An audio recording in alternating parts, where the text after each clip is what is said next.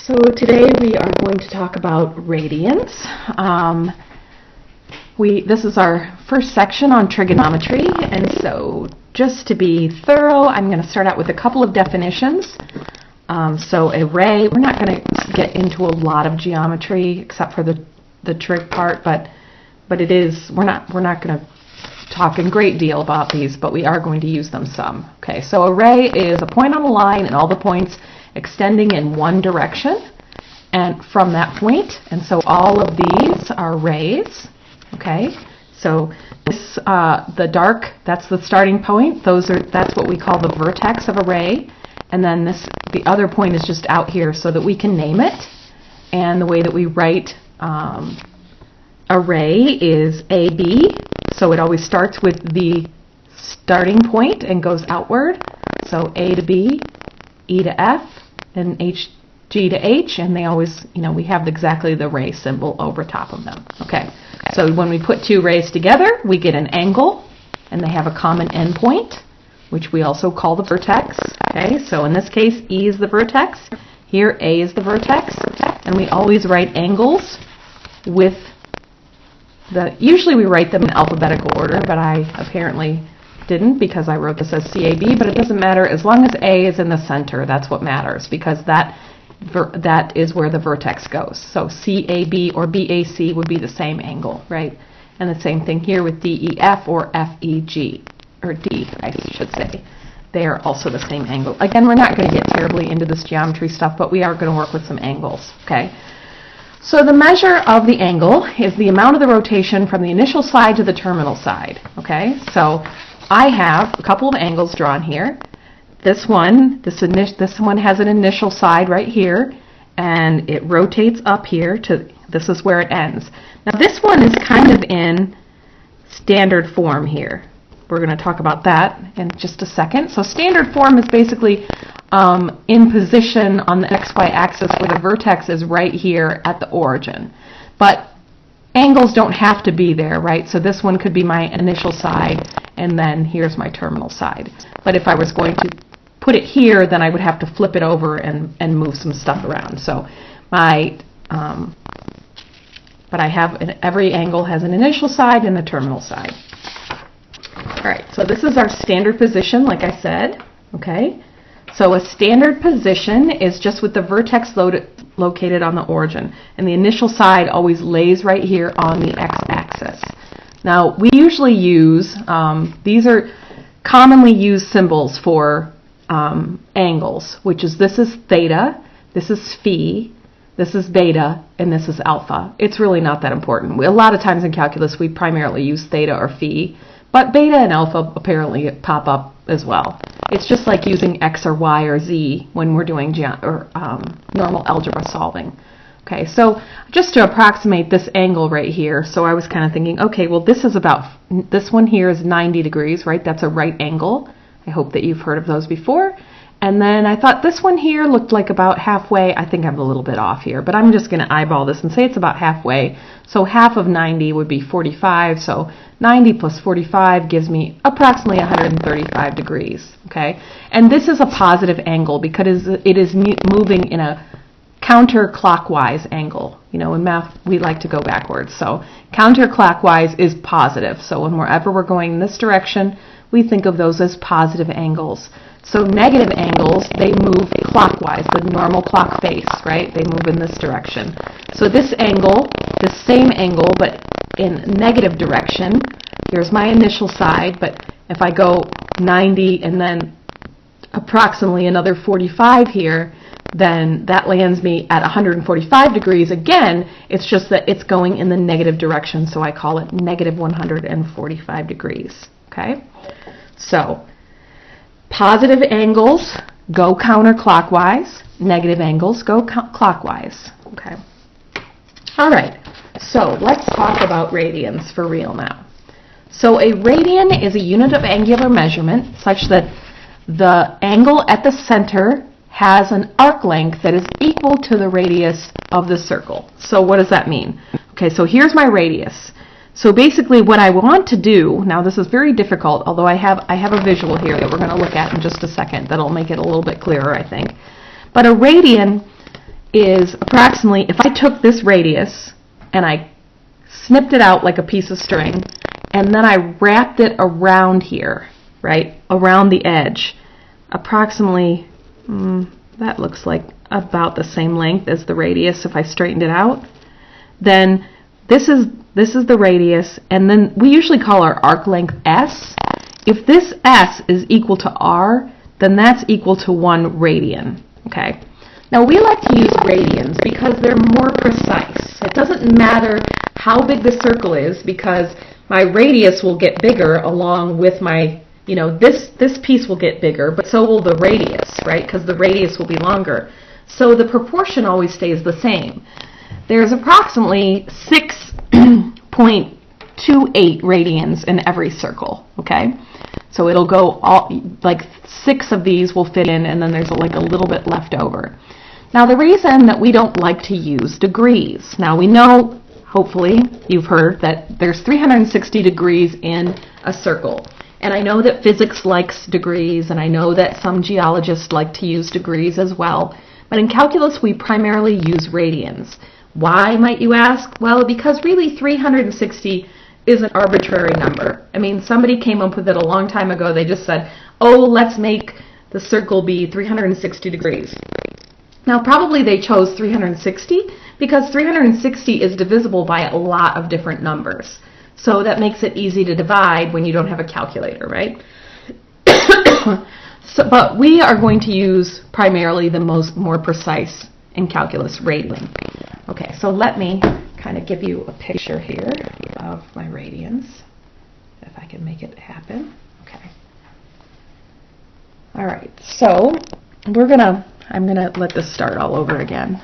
But there you can see 3 radians, right? And then that's pi. Now, something to think about here is that the circumference of any circle is 2 pi r, okay? And so we're going to imagine that r is equal to 1 in this case, so the circumference is 2 pi, okay? So all the way around is 2 pi, because the circumference is the arc length of all the whole circle. So there's my radius. I made a circle, right? So it's gonna now take the radius and it's gonna bend it across. That is 1 radian, right? So that angle is equal to 1 radian. A radian is approximately, I think, 57 degrees, 57 point something degrees. So there's 2, there's 3, and there's pi, right? Pi is approximately 3.14. So the 3 radians here, right? These 3 radians, they end up with pi here, right? So that you have just this little piece left, which is the 0.14, and then if you imagine it does the same exact thing over here, and there's 6 of them, and then a point like 2.8, right? So the radius, there's the circle, it takes it and bends it around. If you imagine it goes all the way around, there's 6 full ones every single time, because 2 pi approximates to 6.28. So there's 6 full radians. If you imagine there's 3 in the top and 3 in the bottom, and a little left over in each case. That's the 0.14 left over, right, between there and there. And then all the way around is 2.2 pi radians, which is approximately 6.28. I tried to find one that went all the way around, but of course I couldn't, so I made do. All right. So we want to talk about our angles in radians. Okay, so let's think about this again. We're going to use what we call a unit circle. So this has got a radius of 1. I know I've drawn it big, but that's because I want it to be visual. All right, so this is 0 degrees here. Like it starts and ends, it's really nothing, right? It's just a flat angle here. But we all agree, or most, I think, that this is 90 degrees up here because that's a right angle. And then so that makes this 180 degrees. We know that a full rotation is 360 degrees. And so halfway between 180 and 360 is 270. Okay. Now 0 and 360 are what we call coterminal angles. So essentially, to get a coterminal angle, right, if you notice, you just add 360 to it. Or you could subtract, like if I started out with 360 and I wanted a coterminal angle, I could subtract 360 degrees. It basically means they start and finish at the same place. Like if I went around one more time, so 360 is basically this full angle here, right? But I could go around again. I could do this, and that's 2 times around.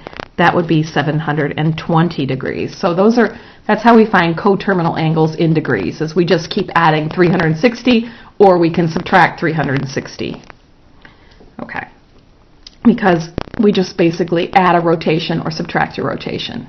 And a rotation in degrees is 360. All right, so let's convert these to radians. So we know 360 degrees is equal to 2 pi radians, because that goes all the way around. And if we know in that visual, pi was over here, right?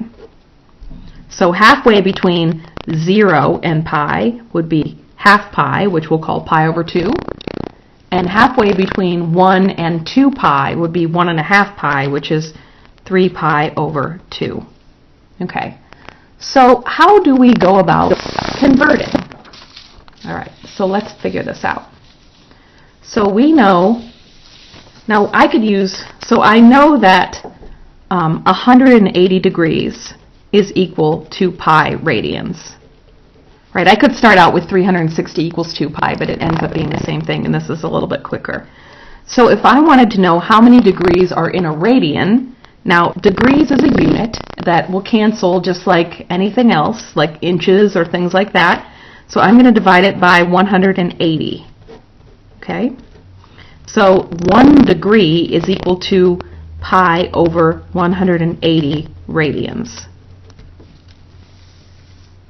And if I flip this up, right, if I do it the opposite way, if I start with pi radians on this side equals 180 degrees, then 1 radian, I divide by pi, and I get 1 radian equals 180 degrees over pi. Now 1 radian is approximately 57.2 something degrees.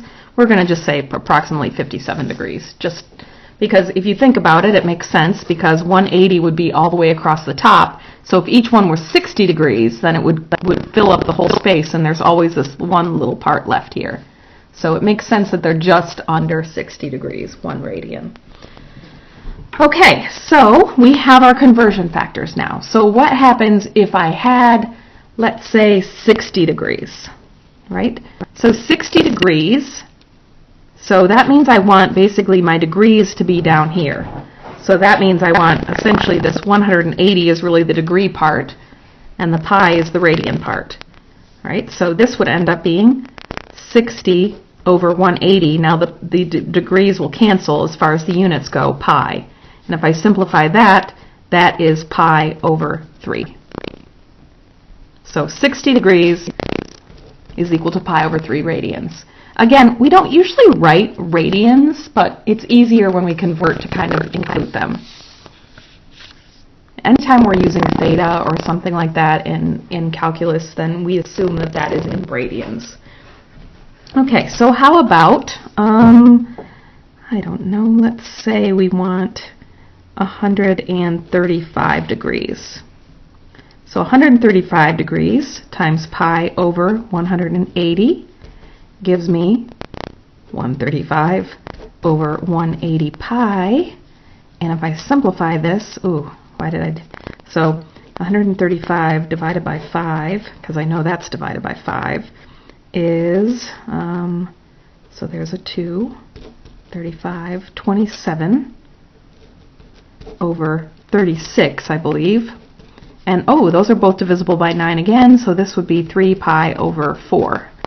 Okay, so that's 3 pi over 4 is 135 degrees in radians. Okay, so let's start in the other direction now. What if we have radians? Let's say we have pi over 4 radians.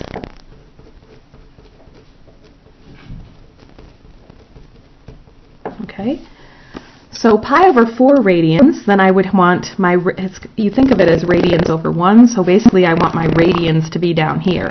So that means my pi goes down here and the 180 goes up here. Alright, so I don't know why this is kind of floating, what this should look like. let me write this again, pi over 4, and radians is up here, times 180 over pi radians. So my radians cancel, my pi's cancel, and I get 180 divided by 4, which is 45 degrees. Okay. So what if I just have, instead of having some pi over 4 or something, what if I just have 2 radians, right? That means I just have 2 lengths, right? It would be in the second quadrant, essentially, because it would be, right, 2 of those lengths. So 2 lengths of radius, I can't talk. So let's just kind of draw that. So there would be 1, there would be 2. So it would be, right, if those were oh, that's a terrible circle. But if you imagine that this is equal to the radius and this is equal to the radius. Okay. So we're going to multiply that again because I want the radians in the bottom over, and then I have 180 on top. So this is going to give me 360 over pi degrees, which if I approximate that, I believe is about 115 degrees. Okay, just approximate it. All right, so one other thing, I didn't really talk about the coterminal angles as far as in radians. So if I want a coterminal angle with anything, like if I have 60 degrees, right, and I want to add, I want a coterminal angle, then I can either subtract 360 from the 60, or I can add 360. So that would be 420, right? So if 60 degrees and then plus 360 degrees would be 420 degrees. So 60 plus 420, or actually 60 and 420 are coterminal. Now, if I have radians instead, then I add a rotation. So a rotation in radians is pi, 2 pi. So I get from 0 to 2 pi, right, as one rotation. So this one is 2 rotations, so that would be another 2 pi. So this would be 4 pi radians, okay? So if I had pi radians and I wanted a coterminal angle, then I would add 2 pi to it, and that would be 3 pi radians, okay?